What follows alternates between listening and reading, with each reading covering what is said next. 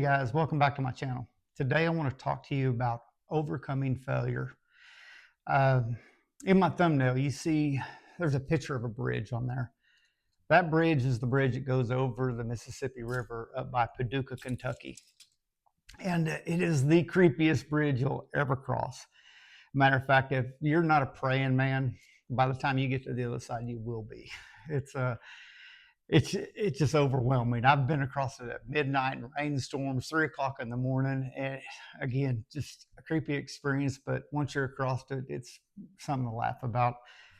But I bring up that bridge because it always seems like I'm either coming back from Kentucky Lake, Pickwick, a TVA Lake, and I'm coming back from a tournament. More times than none, I'm coming back.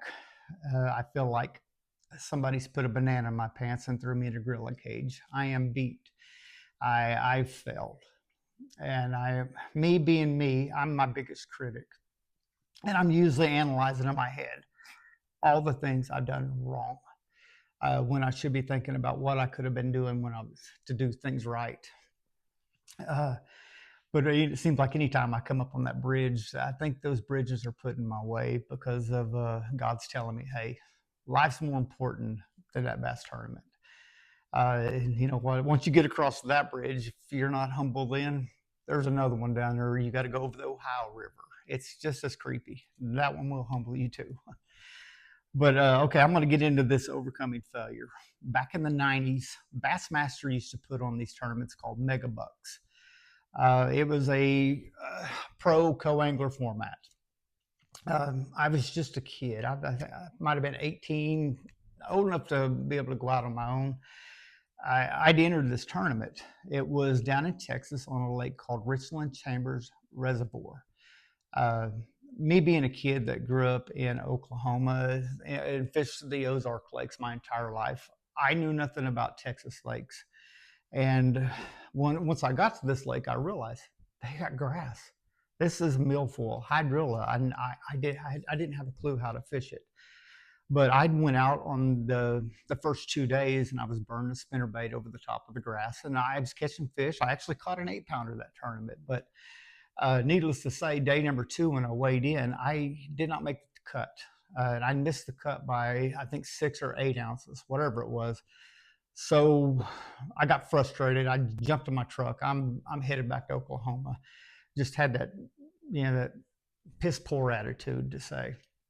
But and I remember driving back. I got stuck in traffic in Dallas, and I remember holding a Coke, and I kept thinking, if I just had the weight of this Coke in my bag today, I would be fishing tomorrow. I'd made the top 10.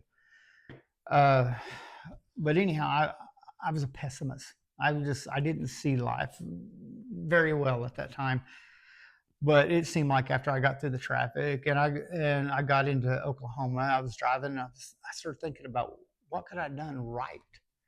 I knew nothing about grass fishing. So when I got home, by that time I was curious. I wasn't angry anymore. I was curious. So I got Bass Times came out back then, and I went through the magazine and I was reading about the kid that won the co-angler side at Richland Chambers. He was yo-yoing a trap. I know nothing about yo-yoing a trap. What is it? I thought it was hanging it over side the boat, yo-yoing it up and down. But I grew up in the Ozarks. Our lakes are clear, deep, and steep. We don't throw traps.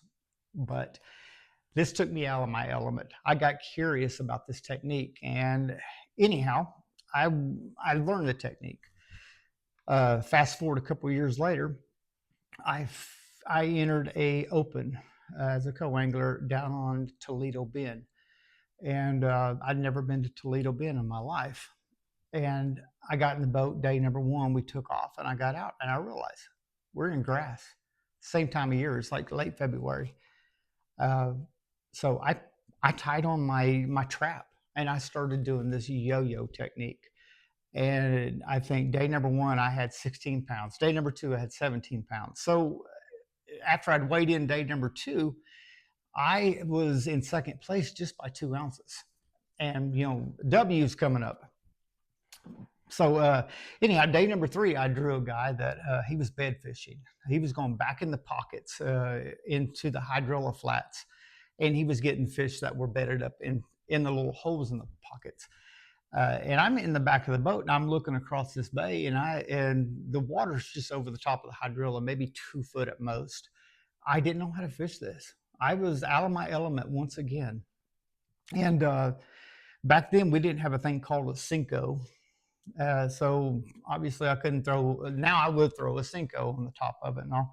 We had these things called flukes, Zoom flukes. Everybody knows what those are. But anyhow, I went on fishing. I think I caught a couple fish by swimming a worm or whatever. But that's besides the point. But I bombed that last day because I was unfamiliar with the situation I was in. So I I left the tournament again. I was frustrated, but the thing is, I had stuck around long enough to listen to what the winners were saying. I was trying to be a better winner or a better loser to say, and I heard the co-angler say he was throwing a fluke over the top of the grass. I was like, another learning experience. So on my way home, obviously I thought, hey, I'm gonna learn how to throw a fluke. But I guess my point of these stories are you're going to do more losing than you ever will winning. And the better loser you become and start being your biggest critic on the things you can do right is when you start getting those trophies, when you start getting the paychecks and all. Because I can tell you now, I'm coming up in my mid-50s.